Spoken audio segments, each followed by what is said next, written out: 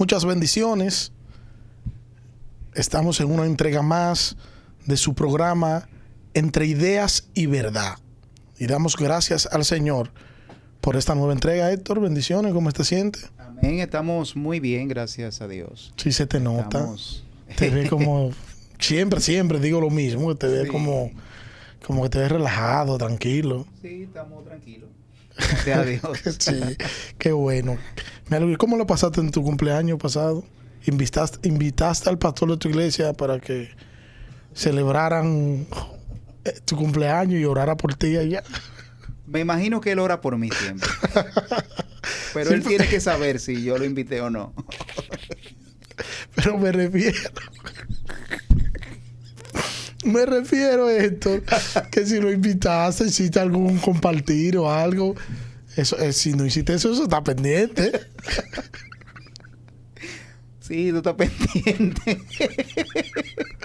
Bueno, gracias damos al Señor por ello y porque Héctor cumple un año más de vida y que podemos estar juntos acá. Estamos tratando el tema del divorcio. Tenemos ya varios programas hablando sobre el particular y ya nosotros establecimos algunas cosas en los dos programas anteriores. Héctor, ya dijimos que la Biblia permite el divorcio. ¿En qué circunstancias, Héctor? Ya nosotros dijimos que la Biblia permite el divorcio. Habíamos hablado de que solamente por inmoralidad sexual es permitido el divorcio. Y es precisamente porque rompe el vínculo. Entonces, cuando nosotros hablamos de inmoralidad sexual, estamos hablando de que una persona vio pornografía. Eso es una inmoralidad sexual. Es una inmoralidad sexual, obviamente. Sí. Hay circunstancias. Y en ese caso particular hay que ver muchas cosas. Porque existe cierta complejidad. Pero esa es una inmoralidad Es sexual. inmoralidad sexual. Y por eso puede haber un divorcio. Bueno, por eso te dije, eso hay que Es metiéndote un poquito para lo hondo. me está metiendo para lo hondo, pero Sí. básicamente hay que ver el contexto de las contexto. cosas. O sea, hay muchas cosas, porque por ejemplo, ver y deleitarse en ver son dos cosas diferentes. Sí. Vivimos en una sociedad ahora mismo en la que la pornografía está a la orden del día. O sea, tú sales a la calle y tú fácilmente vas a ver alguna mujer o con alguna ropa, por así decirlo, muy, muy provocativa, o en la misma televisión o en la misma computadora, puedes hacerlo. Sin embargo, el hecho de que tú pases la vista, tú viste, pero seguiste, ¿no? Sí. El problema es cuando te detienes en eso. ¿Tú entiendes? Sí. Que te quedas ahí y deja que ese tipo de cosas aniden en tu mente, ¿no? Entonces podemos considerar como una infidelidad el hecho de una persona que pueda consumir este tipo de contenido. Claro, Es una infidelidad. Bueno, si nos apegamos a lo que dice el Señor Jesucristo, que todo el hombre que ve a una mujer y la codicia, y de hecho ahí podemos realmente entrar a lo que yo te estaba diciendo, verla y codiciarla, verla solamente, no, el pecado no está ahí porque eso está externo, eso es algo externo a ti, eso no lo controlas tú. Codiciarla sí lo controlas tú. O sea, el hecho de tú mirar a una mujer y quedarte pasmado y quedarte mirándola por más tiempo, ya eso lo controlas tú. Pero el hecho de que pase por el frente tuyo y tus ojos estén en ese momento pasando por ahí, tú no puedes controlar el hecho de que ella cruce por tu frente y tú la veas. Ahora, tú sí puedes controlar el quedarte mirándola o no. Porque entonces una persona codicioso, porque se codició a una mujer ajena, eso puede provocar una infidelidad, eso puede provocar un divorcio. ¿Podemos decir que la Biblia autoriza un divorcio por eso? Bueno, es una infidelidad, una inmoralidad sexual, pero volvemos de nuevo al mismo punto. Eso hay que analizarlo, ¿no? Es complejo, no es tan simple. No es tan simple como para decir, porque hablamos en un programa acerca del legalismo. Sí, claro. Y yo creo que eso entraría en lo que es el legalismo, ¿no? Obviamente, sigue siendo un pecado de inmoralidad sexual. Sí, sigue siendo un pecado de inmoralidad y eso no lo podemos desmentir, no podemos decir que no. Es un pecado de inmoralidad sexual. Sin embargo, dada la complejidad de la vida actual en la que nosotros estamos viviendo, hay que aplicarlo correctamente cada cosa, ¿no? Sí. Porque la inmoralidad sexual, por ejemplo, de la época del Señor Jesucristo, por ejemplo, en esa época no había internet, en esa época no había pornografía. En esa época, por ejemplo, la misma prostitución no era como ahora es. O sea, son cosas diferentes. Entonces tenemos que traer esa enseñanza contextualizarla. Y contextualizarla. Porque evidentemente si no la contextualizamos, entonces ya las cosas estarían cayendo en lo que es el legalismo. Sí. Te hago todo ese sinnúmero de preguntas. No es para entrarte a lo hondo, porque yo sé que tú sabes nadar. Porque es para llevar a contexto a quienes nos estén viendo y no piensen que cuando nosotros hablamos de una inmoralidad sexual, piensen en un divorcio por cualquier cosa. Porque ahí vamos a caer entonces en el texto bíblico que tratamos la semana pasada, de que el Señor dice, ustedes no se pueden divorciar por cualquier cosa. O sea, Señor, ¿es lícito que podamos divorciarnos por cualquier causa? No, no es lícito. No es lícito. Entonces hay que ser cuidadosos con eso. Pero también hablamos del nuevo matrimonio. Y dijimos también que es permitido el nuevo matrimonio cuando se permite un divorcio. Y cuando se habla de un divorcio también se está dejando entrever lo que es un divorcio, un nuevo matrimonio. Dios permite el divorcio por infidelidad. Y de manera implícita en ese divorcio hay un nuevo matrimonio. Claro. Realmente inmediatamente ocurre la infidelidad. Hay un rompimiento de lo que es el vínculo que lo unía. Y es por eso que el Señor permite en estos casos el divorcio, ¿no? Y obviamente abre la puerta para que haya un nuevo matrimonio. En este punto hay yo diría que dos vertientes, porque sí. hay algunos cristianos, hay algunos pensadores, algunos teólogos que entienden que no se está refiriendo a que haya un nuevo matrimonio, sino más bien que la persona debe de quedarse sin casar. Obviamente, basándose en, por ejemplo, en el hecho del compromiso y del pacto que se había hecho con esa persona previamente y que es un pacto, podríamos decirlo, que es parecido al pacto que tiene Dios con la iglesia, porque así que se muestra el matrimonio. Y el Señor, por ejemplo, nunca rompe su pacto con su iglesia. Y ellos entienden que de cara a esto, entonces el creyente debería de permanecer en ese estado, o sea, con ese pacto, a pesar de la inmoralidad, a pesar de lo que haya cometido la otra persona. Sí. Eso es un tipo de... Sí, es uno de los dos grupos dentro de la corriente que interpretan eso. Sí. Se ha enseñado por años que si una persona viene al evangelio casado, esa persona que viene casado al evangelio con una persona inconversa, no debe separarse de esa persona. ¿Qué nosotros podemos hacer si el cónyuge no creyente se separa y se va a formar otro matrimonio? ¿Usted está unido con esa persona para toda la vida? ¿Qué podemos hacer en ese sentido? El cónyuge no creyente. Sí. Viene una pareja viene, o un hermano viene a la iglesia, hace profesión de fe, pero está unida con una persona no creyente también. Esa persona está obligada a quedarse con ese cónyuge o debe separarse de él. Bueno, eso va a depender lo que decida el no creyente. Y cuando digo lo que decida el no creyente es porque precisamente el creyente ya tiene un mandato que tiene que permanecer con esta persona si él así lo decide o si ella así lo decide. O sea, que el no creyente, si decide permanecer casado con esta persona, el creyente no debe de divorciarse, tiene que permanecer. Ahora, si el no creyente entiende que no debe de continuar con ese matrimonio, ya que esta persona se convirtió, se hizo cristiana, pues entonces se tiene que divorciar, porque dice el mismo apóstol Pablo que a libertad nos ha mandado el Señor. Sí.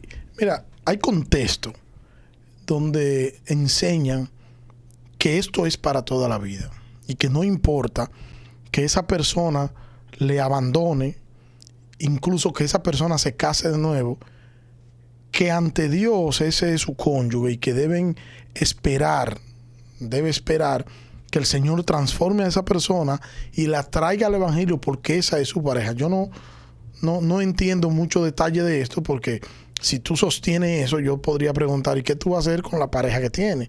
Entonces, esa persona se fue, hizo un nuevo matrimonio, tiene su familia, entonces el Señor entonces lo va a traer a él donde esta que fue su... Como que no tiene mucho sentido. Bueno, quizás se apoya en el hecho donde dice, cree en el Señor Jesucristo y serás salvo tú y tu casa, como muchas personas mal entienden o mal comprenden este texto, ¿no? Sí. Que entienden que por el hecho de que yo sea creyente y yo tenga fe, bueno, mi familia también se va a convertir, cosa que no es necesariamente así. El Señor puede salvarnos, ciertamente, pero no necesariamente va a salvar a nuestra familia completa. Puede que solamente sea una parte o, en algunos casos, como ha sucedido, la familia completa. Sí. Y quizás aplicando eso mismo en lo que es el matrimonio, entienden que si como se convirtió uno, el Señor puede o debe, no ni siquiera es puede, ahí ellos están poniendo al Señor que debe. Que debe hacer, traer al otro y convertirlo también y traerlo a los pies. Ahí eso, implícitamente ellos no saben en qué problema se están metiendo, ¿verdad? Yo entiendo que el Señor es quien pone fe, ¿verdad? Pero, sí. Y yo entiendo que es el Señor que llama. Y yo entiendo que la salvación la da Dios. Todas esas cosas que tienen que ver con lo que es la predestinación. Para mí eso es lo que yo creo. Ahora bien, resulta que ese tipo de cosas son precisamente, yo sé que es otro tema, ¿no? Sí. Pero precisamente son las que estos hermanos normalmente tienen una línea diferente en cuanto a la salvación, que si lo aplicamos ahí, entonces vamos a ver que están de hecho aplicando la misma doctrina que ellos profesan correctamente. Sí, vamos a leer en 1 Corintios 7, 10, 11. Y porque el asunto es, Héctor, que nosotros no podemos separar, aunque nosotros querramos. No vamos a separar nunca lo que creemos de lo que hacemos.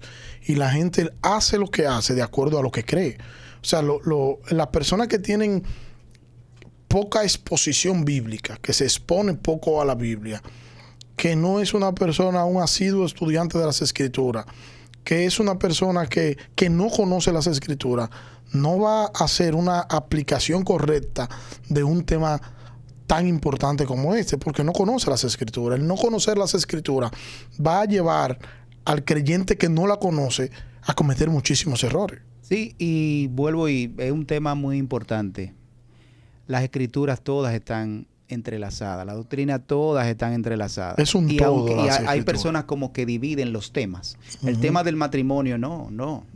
La doctrina bíblica se aplica tanto al matrimonio o a los casados como a los que no están casados. Se aplica en todos los ámbitos de nuestra vida. En todo lo que nosotros somos se aplican. Toda la doctrina, no solamente algunas que tienen que ver, por ejemplo, con el matrimonio, cuando que estamos hablando del divorcio. Todas las doctrinas bíblicas se aplican aún en el divorcio. Es por eso que estamos tratando estos temas aquí y ven que a veces caemos en otro punto precisamente porque están entrelazados. Tienen que ver, sí. Por eso cuando una persona tiene problemas serios de pecado, ¿qué es lo que necesita? Doctrina bíblica. O sea, no necesita que nosotros aumentemos su ego, que busquemos estrategia por otro lugar. No, simplemente darle las escrituras, las doctrinas bíblicas, que son las que lo van a ayudar a poder salir de cualquier situación. Y la doctrina bíblica, a través de la doctrina bíblica podemos combatir el pecado. O sea, con el conocimiento correcto de la doctrina bíblica podemos combatir el pecado de nuestro corazón, que es lo que nos lleva a las situaciones problemáticas dentro del matrimonio. Así es. ¿El texto? Sí. Dice en 1 Corintios 7, del 10 y 11, a los casados instruyo, no yo, sino el Señor, que la mujer no debe dejar al marido, pero si lo deja, quédese sin casar, o de lo contrario, que se reconcilie con su marido, y que el marido no abandone a su mujer. Este es un versículo que muchos utilizan para sostener que no existe el divorcio por ninguna razón. Y toman este versículo bíblico y volvemos a caer en el punto. Cogen el versículo bíblico fuera de contexto. El divorcio, nosotros encontramos en las escrituras que está permitido solo por causa de inmoralidad sexual, no por otra cosa. Después, no hay otra razón por la que la Biblia permite el divorcio. Pero tenemos que entender que Pablo aquí está hablando de problemas en el matrimonio y Pablo toma varios puntos para hablar de esos varios puntos y hay que empezar a ver de qué es una cosa y qué es la otra. Pablo presenta varios casos conforme a lo que se le había escrito. De hecho, él dice el primer versículo bíblico, conforme a lo que se me dijo. O sea, a él le dieron una información y él le está dando una enseñanza en torno a lo que se le había preguntado. ¿Qué parece ser que las mujeres tomando cierta cosa, cierto privilegio que no tenían para ella poder desenvolverse en las cosas en el Evangelio, se excusaban de que se estaban consagrando al Señor y se daban cierto privilegio en perjuicio de su relación matrimonial que no podían darse. Pablo dice que el cuerpo del uno le pertenece al otro. Y que para tomar tiempo incluso en la oración, cuando está hablando de tomar tiempo en la oración, está hablando de tomar tiempo para las cosas espirituales. Incluso para eso deben ponerse de acuerdo. Y tú te puedes ver, hay muchos hermanos, lamentablemente, pastores de ellos y líderes, que hasta cierto punto juzgan a sus esposas cuando la esposa le está pidiendo tiempo para ellas, ¿no? Tiempo de calidad. Porque ellos se dedican mucho a lo que es el trabajo en la iglesia, pero descuidan su esposa, descuidan realmente su compromiso marital. Entonces, estos hermanos hasta juzgan a su esposa por eso. Y hay también mujeres que juzgan a sus esposos también, ¿no? Por eso, cuando la misma Biblia es la que manda que ambos tienen que estar de acuerdo para hacer ese tipo de para hacer este tipo de cosas. O sea, sí, que si tú te vas a retirar, vas de retirada para orar, para leer la Biblia por un tiempo determinado y tu esposa no está de acuerdo, mi hermano, no es bíblico que tú te vayas, o mi hermana, no es bíblico que tú te vayas. Lo bíblico es que primero se pongan de acuerdo. Si tú querías 10 días y ella te dice, no, debe irte por más de 5, o el esposo te dice, no te puedes ir por más de 5, pues tómate solamente 5, o negocien, porque a eso que manda Pablo, negocien. Exacto. Tiene que estar de mutuo acuerdo, es un negocio. Sí, es de mutuo acuerdo, pónganse de acuerdo. Pero luego el apóstol Pablo nos habla de que a la pareja no le es permitido separarse. O sea, él presenta eso, el cuerpo del uno le pertenece al otro. Pero a la pareja cristiana no le es permitido separarse. Y hace énfasis en eso. Si ambos deciden hacerlo, entonces que se queden solos y que no se casen. Fíjate cómo la diferencia que hay entre un caso de inmoralidad sexual a cuando nosotros, bueno, como dirían aquí en la República Dominicana, se van a divorciar por incompatibilidad de carácter. Entonces, que todo el mundo es incompatible. Todo el mundo es incompatible. Porque yo no soy compatible ni siquiera con mis hermanos. Imagínate tú si voy a encontrar otra persona con la cual sea compatible. Pero es una forma de excusar el acto que van a hacer. Y una persona que decía, no, porque es que somos nos vamos a divorciar por eso. Bueno, dice, son creyentes, dice la Biblia, bueno, que no se separen. A diferencia de que si hay una inmoralidad sexual, hay un caso de infidelidad, entonces la Biblia sí le dice, bueno, pueden separarse. O sea, pueden divorciarse. No es lo recomendable, pero no es lo recomendable, pero es ahí donde lo permite. Y volvemos y repetimos esto.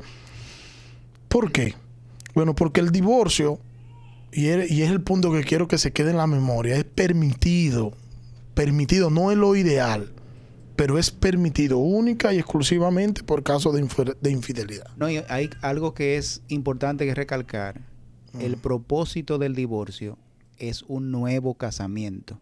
O sea, si el divorcio no fuera permitido en la Biblia, entonces el nuevo casamiento tampoco lo fuera. Sí, porque uno va de la mano del otro. En ese sentido, la Biblia nunca hubiese hablado de divorcio. Sí. Y el mismo Señor Jesucristo nunca hubiese expuesto el hecho de la opción de que si era por causa de inmoralidad sexual, hubiera divorcio. Entonces, hay que entender esto.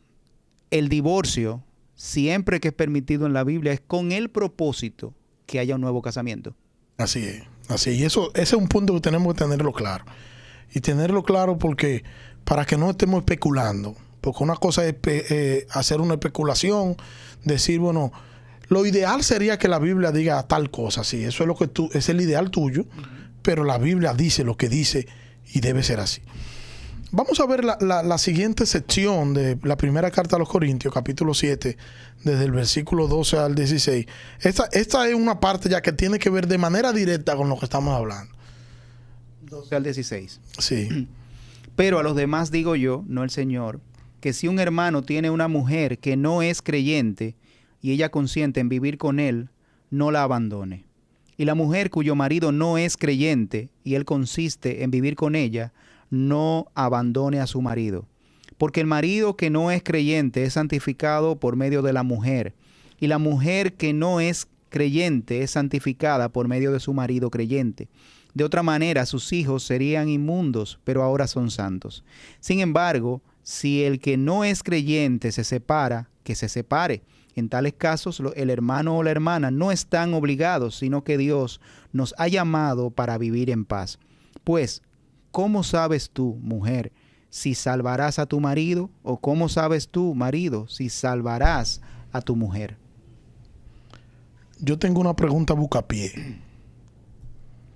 Yo sé que tú sabes nadar, no te voy a meter para hondo, pero sí una preguntita bucapié. Cuando Pablo dice, digo yo, no el Señor, y esto es bueno que estamos en el mes de la Biblia para hablar de este punto, ¿está Pablo negando la inspiración divina? No. ¿Está Pablo diciendo que esa es su opinión humana y como es su opinión humana, lo que él va a decir ahora no es palabra de Dios? Ese es un punto donde debemos de tener claro de que toda la Biblia, toda, es palabra de Dios. Y cuando los apóstoles hablaban inspirados por el Espíritu Santo. O sea, ellos tenían la autoridad de Dios en ese caso para impartir doctrina. Y es algo que lo que estamos viendo aquí es algo que aun cuando diga Pablo, lo digo yo, no el Señor, es algo que se deriva del mismo Espíritu Santo, de una revelación del Espíritu Santo, ¿no? Sí, y yo pregunto esto porque son de las preguntas que se hacen en algunos grupos para quitarle peso a lo que el apóstol Pablo está diciendo. A una persona le conviene negar lo que el apóstol Pablo está diciendo y es muy común tú escucharlo decir, no, porque eso fue Pablo que lo dijo, eso no lo dijo el Señor. De hecho, él mismo lo dice.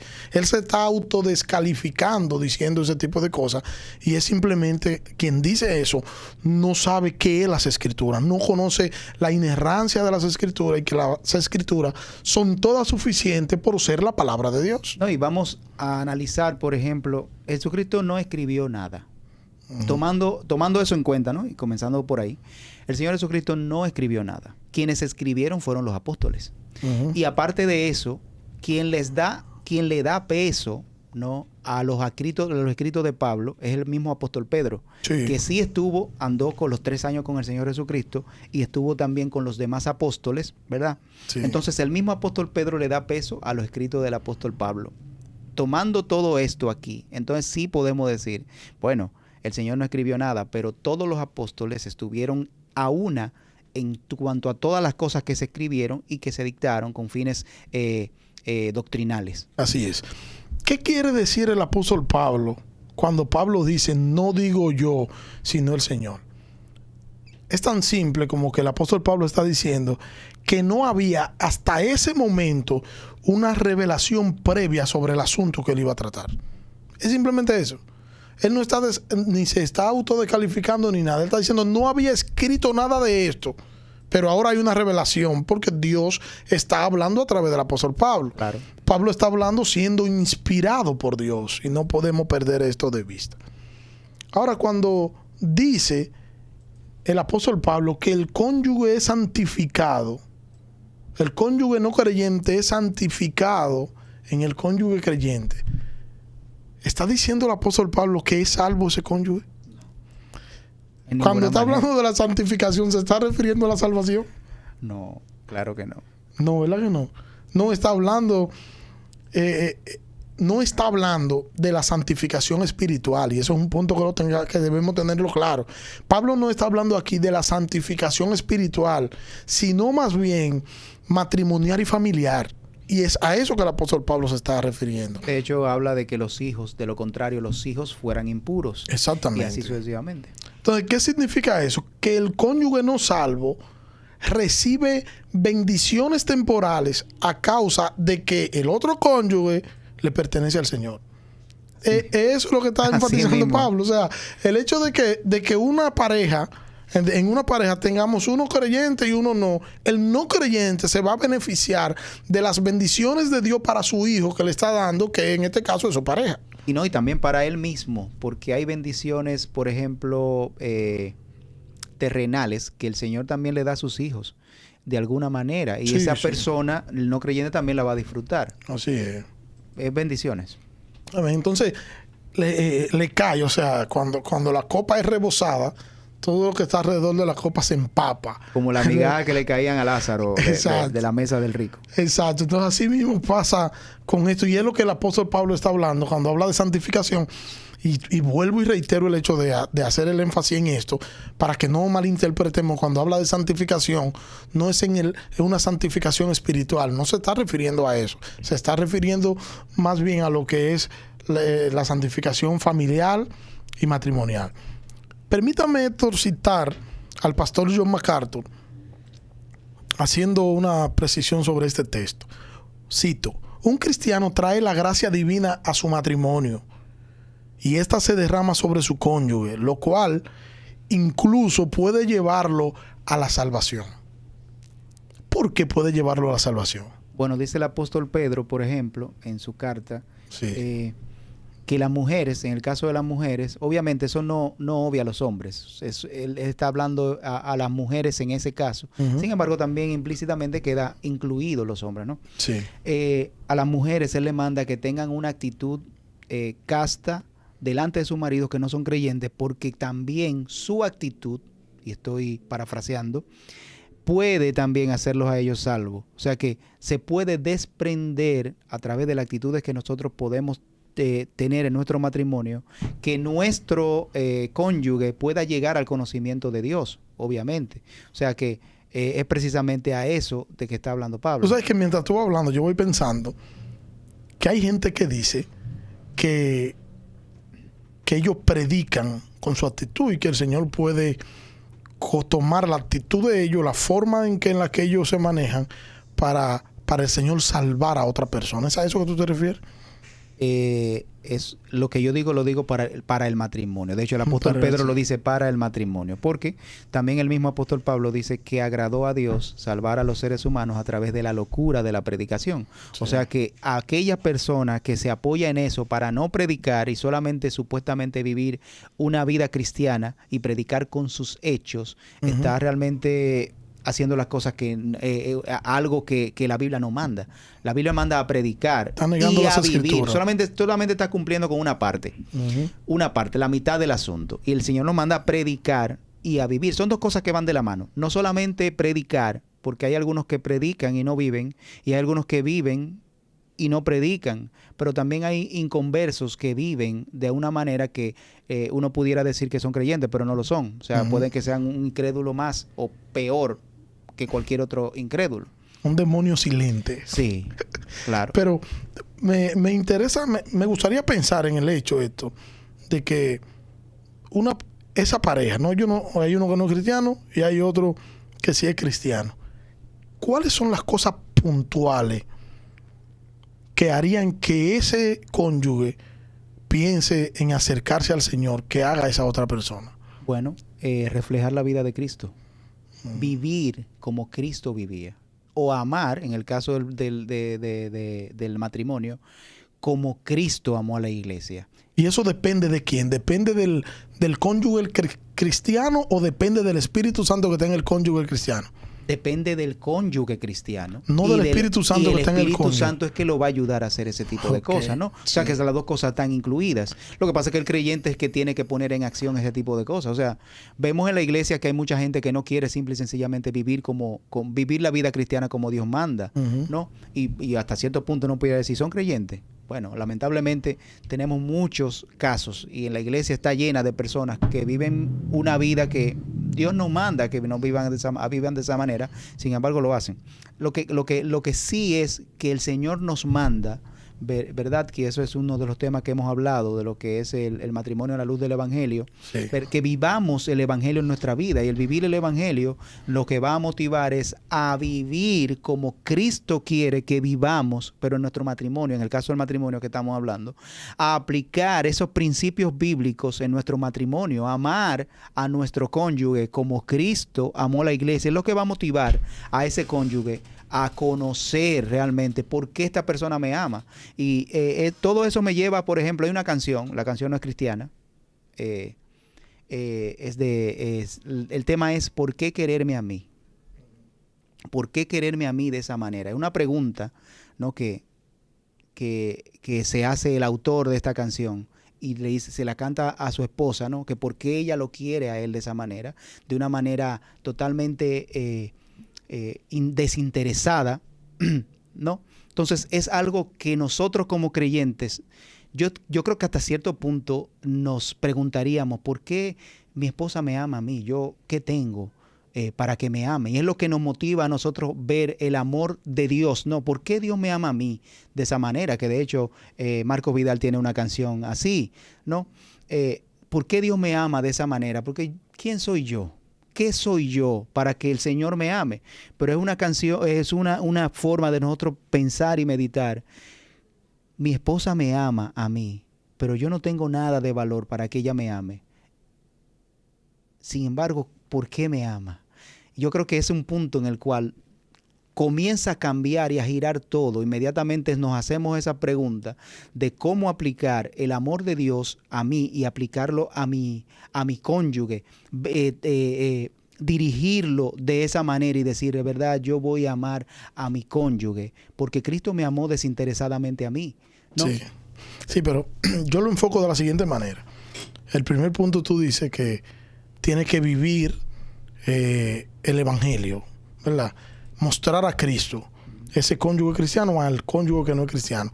Ahora, ese vivir de ese cristiano es tomado por el Espíritu Santo para convencer de pecado al que no es creyente. Bueno, lo que pasa es que yo no, esa es la parte del Espíritu Santo, no sé si, Sí. o sea, no es... ¿Por qué hago énfasis en eso? Hago el énfasis en eso porque cuando yo digo que viene al Evangelio, yo no puedo obviar la parte de que no va a venir si el Espíritu Santo no lo convenció. No, claro que no. Entonces Evidentemente tengo que tratar de entrarlo. Y buscando la forma de entrarlo, tengo que llegar a la conclusión de que el Espíritu Santo toma esa actitud, conforme a lo que tú estás citando que dice Pedro. El Espíritu Santo toma esa vida, toma esa actitud para que ese cónyuge no cristiano pueda ver lo que en condiciones normales no va a ver. No. Porque Pero tenemos que entender algo, o sea, sí. Y a veces uno, lamentablemente, uno tiende a asumir algunas cosas y eso es básicamente lo que me pasa a veces. Uno asume ciertas cosas. Sí. El convencimiento de pecado es del Espíritu Santo. Claro, O sea, claro. yo no puedo estoy aquí para recordar lo que a ti se te olvida, tranquilo. Yo no puedo pretender, y eso es bueno que la gente lo sepa, mi hermano, yo no voy a convencer a nadie si Dios no quiere convencerlo. O sea, Dios va a llamar a aquel que Él quiera llamar. Sí. Dios va a cambiar a aquel que Él quiera cambiar. No hay manera de que yo haga algo para que esa persona cambie. Así es. Caíste donde exactamente sí. Yo quería que tú cayeras. No hay manera. Yo quería que tú cayeras en ese punto para yo decir lo que voy a decir ahora. Te llevé a mi punto. Ok. Te manipulé, te llevé a mi punto. Entonces, viéndolo desde ese punto de vista, yo tengo que llegar a la siguiente conclusión. No todo el no creyente que viva con un creyente se va a convertir. No, el mismo apóstol Pablo dice, ¿quién sabe? Sí. El mismo apóstol Pablo dice, ¿quién sabe? ¿Quién sabe? O sea, nosotros no podemos decir que no. se va a convertir. Y ahí ese mismo punto también echa por el suelo aquel pensamiento, ¿no? De los hermanos que piensan que porque yo soy cristiano, mi familia también se va a convertir porque Dios lo... Y bueno, también lo mismo que tú citabas ahorita de una mujer que tiene un cónyuge un esposo inconverso o una pareja hay un inconverso y un cristiano, el cristiano y se separa, el inconverso se va y se casa por ahí con otra persona y el creyente se queda esperando. Eso queda, evidentemente, tú no sabes si Dios lo va a sanar, pero como quiera, si ya esa persona se casó, tú no puedes albergar ninguna esperanza de que va a volver contigo. Sí, sí. Porque ya tiene una Así es. familia. Y yo llego a ese punto, Héctor, por el hecho de que hay hermanas y hermanos que se preguntan qué yo he hecho mal, porque yo tengo tantos años esperando que Dios cambie a este hombre, esperando que Dios cambie a esta mujer, y tengo tantos años haciéndolo bien, tratando de hacerlo correcto, tratando de hacerlo conforme a las Escrituras, pero Dios no cambia a este hombre. Yo creo que realmente al que Dios quiere cambiar es a esa persona. Estoy de acuerdo contigo. De hecho, el evangelio es para que tú cambies, no para que cambie el otro. No, o sea, para que cambie el otro, exacto. El evangelio, y cuando tú lo aplicas en el matrimonio, no es para tú cambiar a tu pareja, es para cambiar tú. Sí. Entonces, si alguien nos está viendo con esta carga, que entienda eso. El Señor te ha llamado a que tú vivas el evangelio y no te ha llamado a que tú conviertas a nadie, ni siquiera a tu cónyuge. Tu cónyuge será cambiado, transformado por el Espíritu Santo, pero no por ti. Hay cosas que no te corresponden a ti. Yo voy más allá, ni siquiera a tus hijos. Porque los hijos es donde tú tienes más influencia, ¿no? Entonces tú no estás llamado a convertir ni siquiera a tus hijos. Tú estás llamado a predicarle a ellos. Porque ellos en algún momento de su vida, el Señor va a tratar con ellos de la manera que Él quiera. Y quién sabe si el Señor también los va a salvar a ellos. Pero eso es parte del Señor. O sea que tú que tienes más influencia en tus hijos, ni siquiera en ellos, sí, tú puedes pretender cambiarlos o convertirlos. Sí, imagínate, con más razón, menos al cónyuge. Entonces lo que estamos diciendo con eso es que vino esa pareja del mundo. Hay uno que es cristiano, el otro no, quizás visita, quizás no. Pero para el cristiano de la pareja no hay una garantía de que esa persona se va a convertir. No. Eso solo lo sabe el Señor. ¿Qué significa eso? ¿Que te vas a desesperar? No. Eso significa que tú tienes que vivir para el Señor, vivir una vida para el Señor, no importando qué. No, y yo entiendo no solamente eso, sino también entiendo que el hecho de aplicarnos el evangelio a su vida y cambiar yo, ¿verdad? Lo que nos va a hacer es poder llevar un viaje más placentero. Porque no es lo mismo yo tratar de cambiar a una persona que está negada a cambiar. Vamos a vivir siempre en pugnas.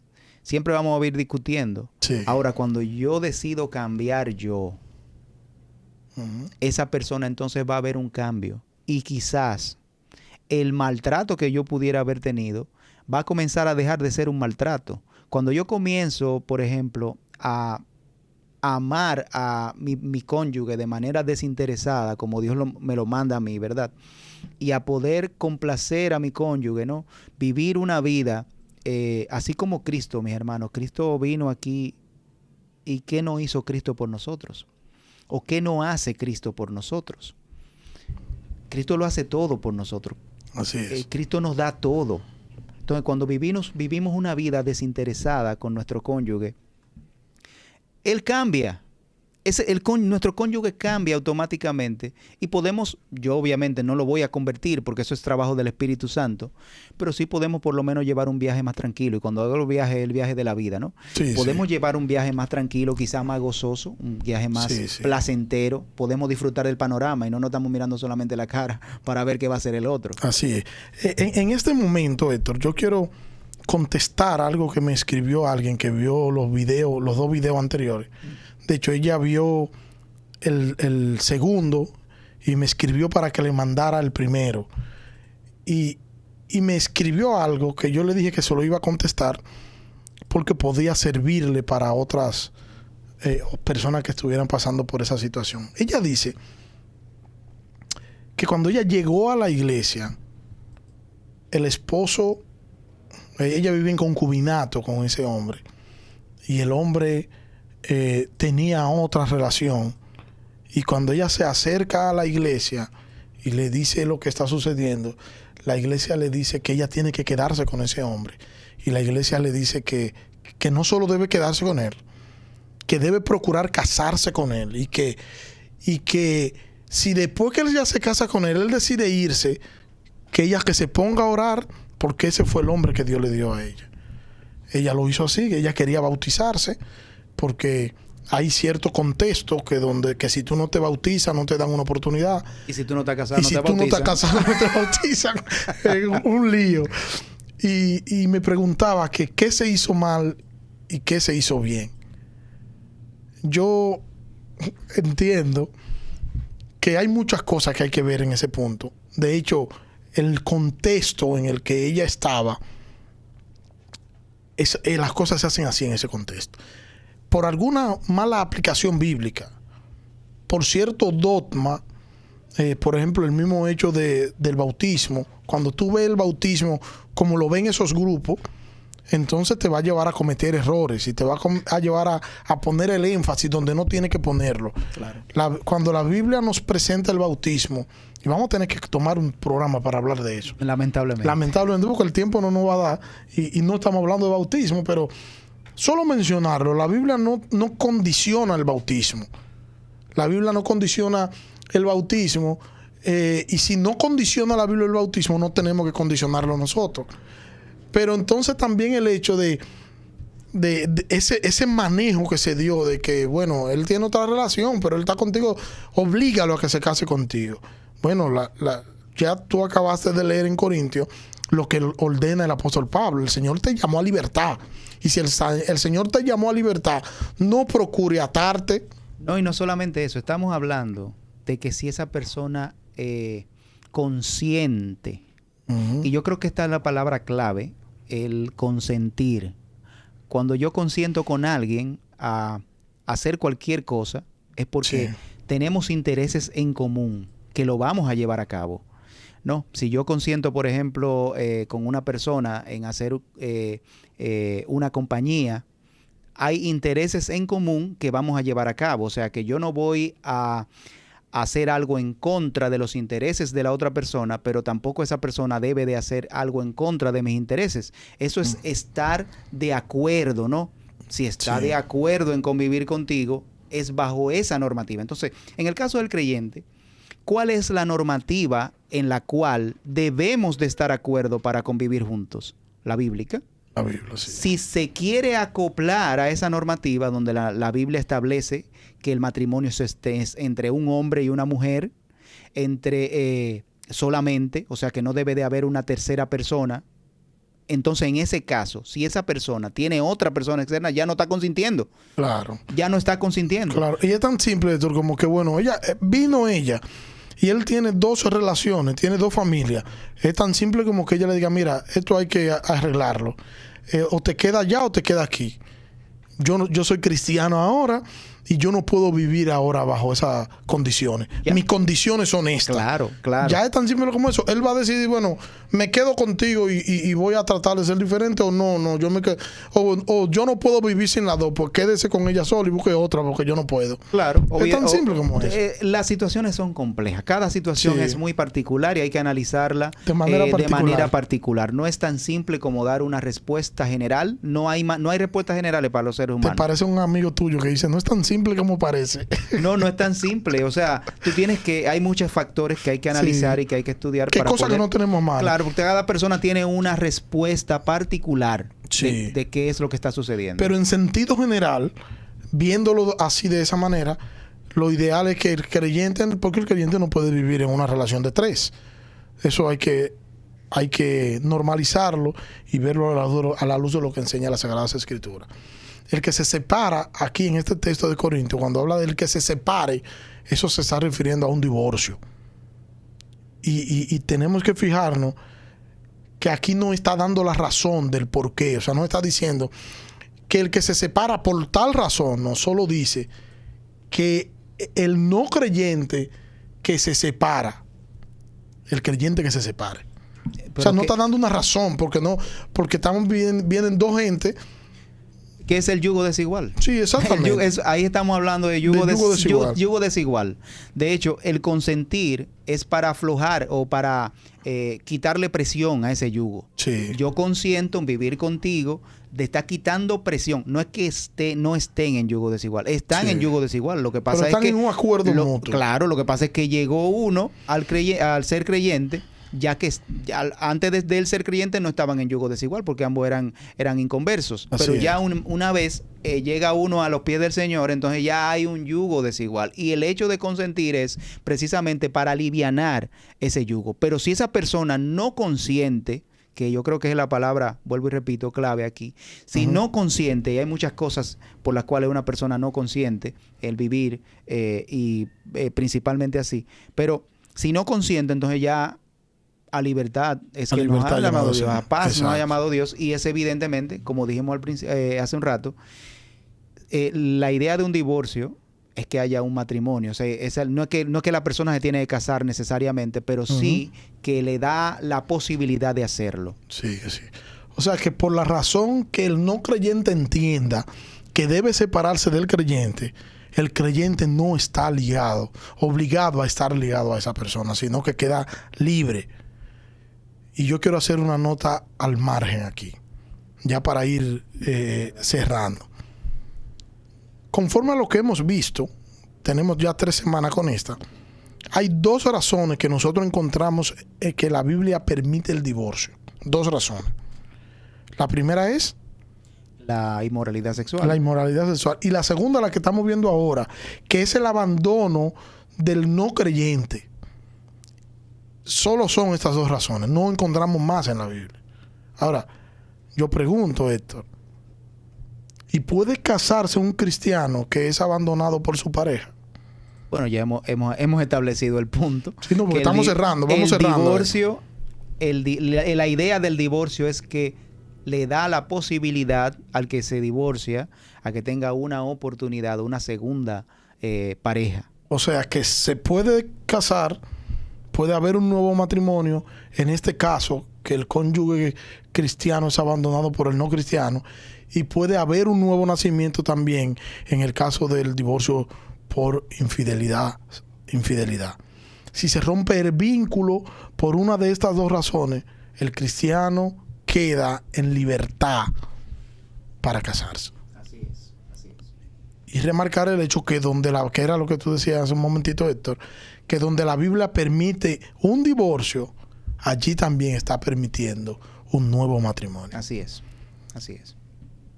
Y eso lo hemos visto en los programas pasados, todo eso lo hemos visto. Estamos solamente tratando de enseñar y la enseñanza tiene que ver mucho con lo que es la repetición. Nuestra intención es ayudar y en cierto sentido quitar cierta carga de algunos hermanos que tienen carga con ese tema. Sí, y motivarlos, no, sobre todo, la decisión es personal, la decisión, sea cual sea la que vaya a tomar el hermano o hermana, es una decisión personal, pero sobre todo nuestra intención es motivarlo a estudiar las Escrituras. Sí. No solamente o no a llevarse de lo que aquí nosotros estamos exponiendo, sino confirmarlo con las Escrituras. Confirmar que lo que estamos diciendo, las Escrituras los enseñan. Confirmarlo con las Escrituras y tomar entonces su decisión en base a lo que usted haya estudiado, haya aprendido de las Escrituras. Porque al final es usted que le va a dar respuesta al Señor de cómo usted vivió su vida, cómo usted vivió su matrimonio, cómo usted cumplió con su palabra, que eso es una situación personal. Y me escribió alguien, y con esto voy a cerrar esto, con esto y una aplicación. Me escribió alguien que su pareja se marchó porque despreciaba la fe. Cuando iba a orar, su pareja le maltrataba, le prohibía ir a la iglesia, le maltrataba verbalmente, acusándole de que quería ir a la iglesia porque quería verse con alguien en la iglesia. Se va,